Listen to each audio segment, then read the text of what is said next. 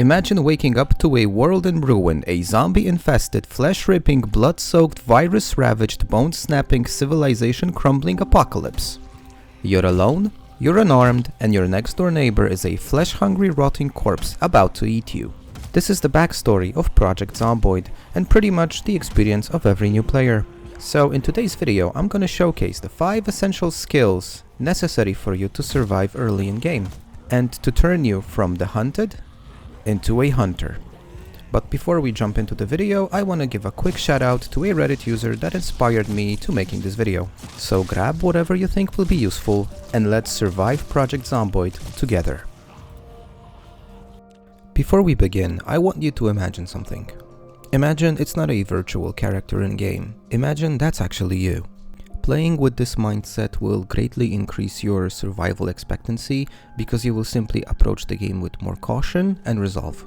And this is probably the single best advice anyone can get when starting in Project Zomboid. Now the first thing you want to do is take advantage of anything useful in the house that you spawn in. What I like to do is create a list of absolutely essential things that I need to have as soon as I start the game. Now what you see on the screen is my list of essentials. Normally I would like to have all of that from the first house. However, from time to time it's not possible.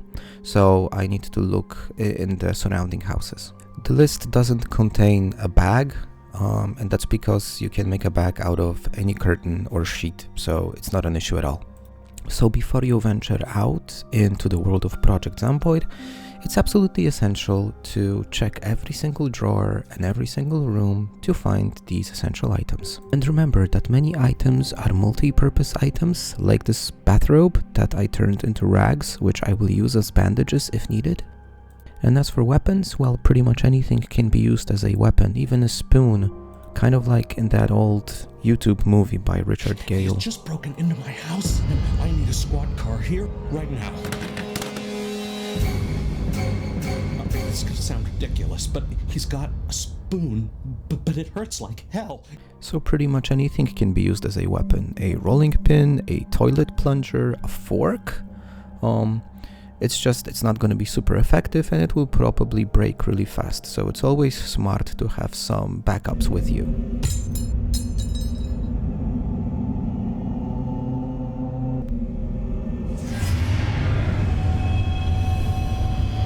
So once you've looted everything that was valuable, it's time to finally leave the house and enter the world of zombies.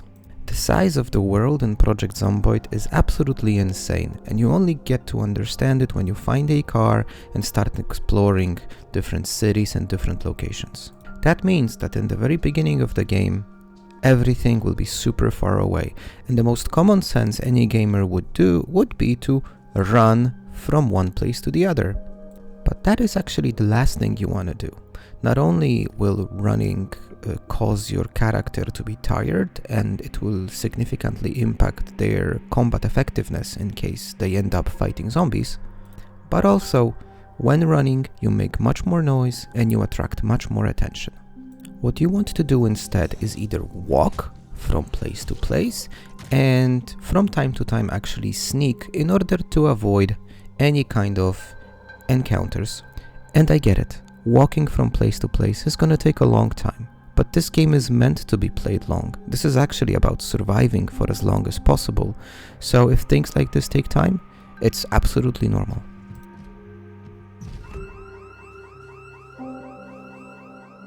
And I'm not trying to say that running is forbidden, on the contrary, you just want to save your strength and energy for the times when you will actually need to get yourself out of a sticky situation, just like here.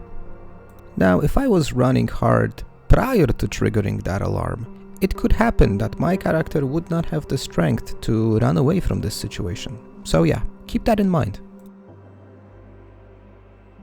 Another skill that will greatly increase your survival capabilities is A, understanding, and B, using the environment around you to your benefit. Like here, where I am using a group of trees to hide from zombies which are somewhere near the houses over there. Or use windows to your advantage. When a zombie goes through a window, it falls on the ground and is completely defenseless. Or small fences. They work just as good as Windows.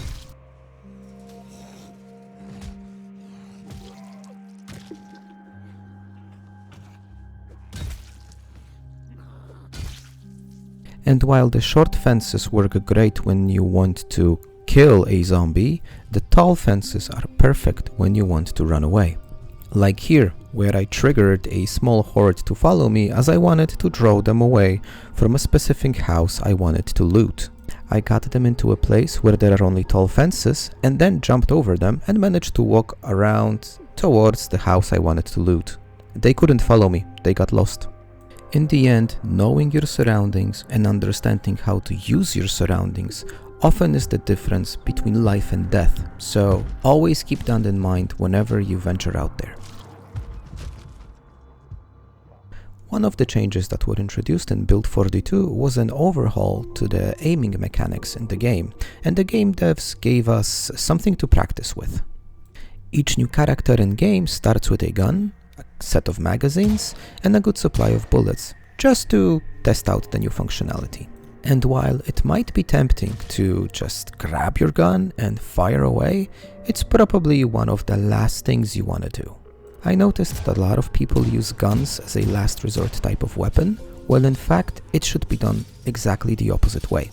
Firing weapons draws attention and attracts massive amounts of zombies to you, so you don't want to use it as a last resort, because if you're in a last resort you are probably already overwhelmed by the amount of zombies around you.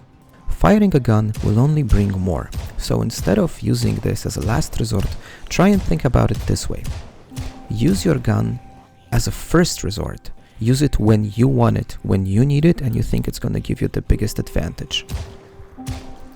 This way you can control the encounter and use all your available tools, like weapons, guns, to your own advantage.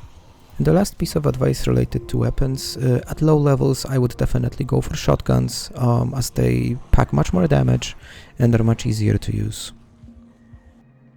And finally, the last thing that you should absolutely prioritize early in the game is finding a working means of transportation. A functioning vehicle completely changes the entire dynamics of the game. It allows you to open up the entire map for you and also lets you explore further and more efficiently. And in early game you will be locked into using vehicles that you can find keys to. Only later on, when you level up mechanics and electronics, you will be able to hotwire. But still, it's absolutely possible to find a decent car even at the early stage and use it to your advantage. Car keys can be found in several different ways. They would be either in the car itself or sometimes in the glove compartment. They can sometimes be in the houses where the cars are parked, and from time to time you can actually find them on the zombies themselves, like in this example. So if you still do not have a car early in game, make sure to check all of these and check the condition of the car as well, because you might actually stumble across a very decent means of transportation. Once you find a car, there is a question of fuel, but fuel is fairly easy to find. The only thing that you need to keep in mind is that as of Build 42, in order to siphon gasoline, you will also need to have a rubber hose. This was not present in Build 41, so make sure you have it with you.